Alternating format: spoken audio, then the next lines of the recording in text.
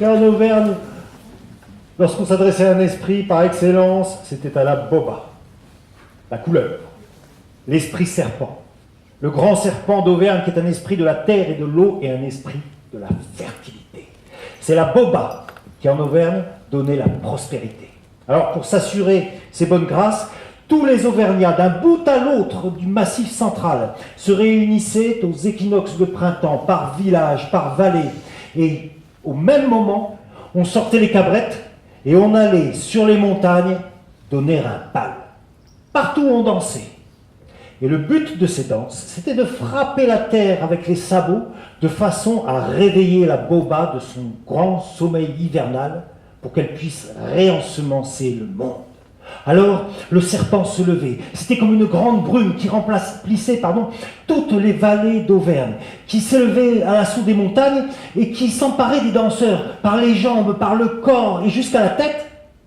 Et quand les danseurs sortaient de ces balles, ils avaient une seule envie, vous savez quoi ? C'était un esprit de la fertilité.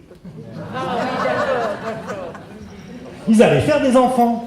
La boba donnait cette envie à toute chose en ce monde. Elle grossissait les rivières, elle faisait s'accoupler les bêtes, germer les graines, pousser les blés, mûrir les fruits pendant toute la belle saison.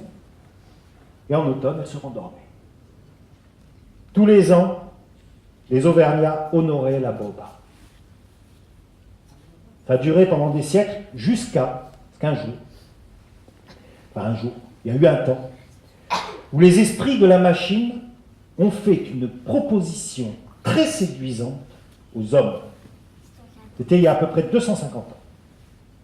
Les esprits de la machine ont dit aux hommes, si vous nous honorez, nous, vous pourrez prendre les richesses de la terre sans rien lui donner en échange. Les hommes, ils ont écouté ça. Ouh, ça leur a plu, ça. Parce que si on pouvait prendre sans donner, alors on pouvait accumuler, on pouvait profiter, on pouvait faire de la graisse. Et en ce temps-là, les hommes étaient plutôt maigres de faim et de misère. Surtout en Auvergne. Alors de partout, les maigres sont partis rejoindre les esprits de la machine. On a appelé ça la révolution industrielle. Et de partout, on est allé vers le territoire de la machine, c'est-à-dire la ville.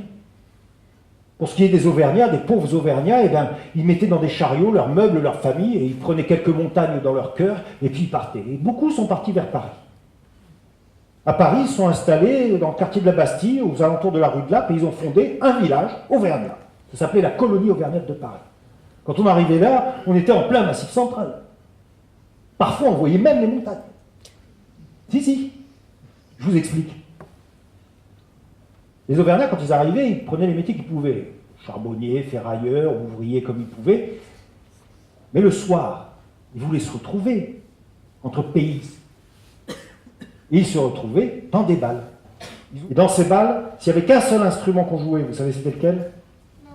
La cabrette, qu'on appelle aussi la musette, et c'est pourquoi ces balles étaient appelées des balles musettes. Ils jouaient ça, et là, ils ouvraient leur cœur dans la danse et la musique. Et les montagnes qu'ils avaient emportées dans leur cœur se soulevaient en plein Paris. C'était tellement extraordinaire que tout Paris a voulu voir ça. On est venu tout Paris dans les bals musettes auvergnats. Ça a eu un succès phénoménal et ça rapportait de l'argent. Ça, c'était nouveau.